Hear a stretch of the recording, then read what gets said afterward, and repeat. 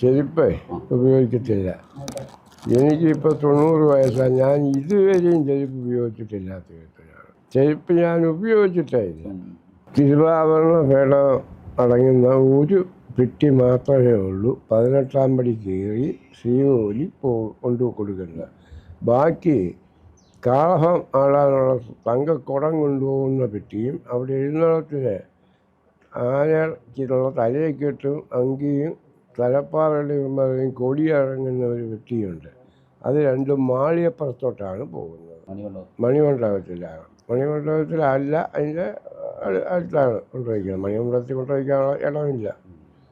മണിമണ്ഡപത്തിലാണ് അയ്യപ്പൻ ആദ്യമേ അവിടെ പോയി ഇരുന്ന സ്ഥലം. ആ മണിമണ്ഡപമാണ് കാളം എഴുതി പൂജയുണ്ട് അവിടെ. കളമെഴുത്തും പാട്ടും 5 ദിവസം 5 രീതിയിലാണ് 5 ദിവസത്തെ കളമെഴുത്ത്. അവിടെ നിന്നാണ് 18ാം പടിക്കിലോട്ട് അയ്യപ്പന് എഴുന്നള്ളിക്കുന്നത്. ഈ അടുത്ത സമയത്ത് അവിടെ മാളികപ്പുറത്തമ്മ എഴുന്നള്ളിക്കുന്നതിനും തണ്ടയിൽ എഴുന്നള്ളത്തും ഒക്കെ ഉണ്ടാക്കിയത്. അത് ഞാൻ പറഞ്ഞു, അങ്ങനെയാണെങ്കിൽ ഒരു കാര്യം ചെയ്തിട്ട് മണിമണ്ഡപത്തിലാണോ മാളികപ്പുറത്തമ്മ ഇരിക്കുന്നത്, അയ്യപ്പനാണോ മണിമണ്ഡപത്തിലിരിക്കുന്നത്?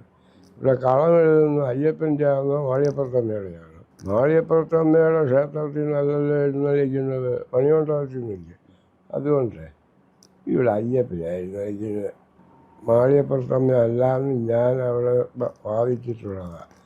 ആ വർഷമാണ് ആനയില്ലായിരുന്നു എഴുന്നള്ളത്തിന്. എൻ്റെ തലയെ കൊല്ലോടെ ആരാണ്ട് ആന കുത്തിക്കൊന്നുകൊണ്ട് ആനയെ ഒഴിവാക്കി. ഞാനവിടെ നിന്നുകൊണ്ട് പറഞ്ഞതാ, നമ്മൾ കൊണ്ടുവന്ന് ചുമ്മാ ഇഞ്ഞെടുത്തോണ്ട് ഞാൻ എടുത്തോളാം തലയെടുത്തു.